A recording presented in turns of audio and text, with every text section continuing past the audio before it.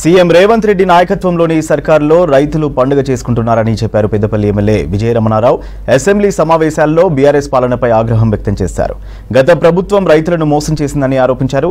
రైతు బంధు పేరుతో అన్ని ఎగ్గొట్టారని మండిపడ్డారు.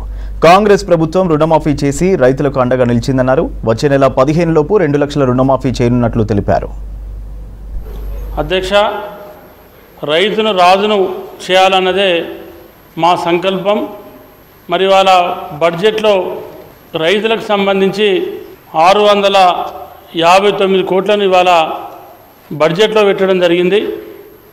మరి దానికి సంబంధించి ఇవాళ రైతులకు ఏకకాలంలో 31,000 కోట్ల రుణమాఫీని చేయడం కోసం గట్టి సంకల్పంతో మరి కార్యక్రమాన్ని తీసుకున్నటువంటి ముఖ్యమంత్రి గౌరవశ్రీ రేవంత్ రెడ్డి గారికి, ఆర్థిక మంత్రి గౌరవశ్రీ బట్టి విక్రమార్క గారికి, వ్యవసాయ శాఖ మంత్రి తుమ్మల నాగేశ్వరరావు గారికి ఈ సందర్భంగా కృతజ్ఞతలు తెలియజేసుకుంటూ, ఆనాడు బీఆర్ఎస్ ప్రభుత్వం చేసినటువంటి 2014, 2018 రుణమాఫీతోనే రైతులకు ఎక్కడ కూడా అధ్యక్ష కనీసం వడ్డీ కూడా మాఫీ అయినటువంటి దాఖలాలు లేవు.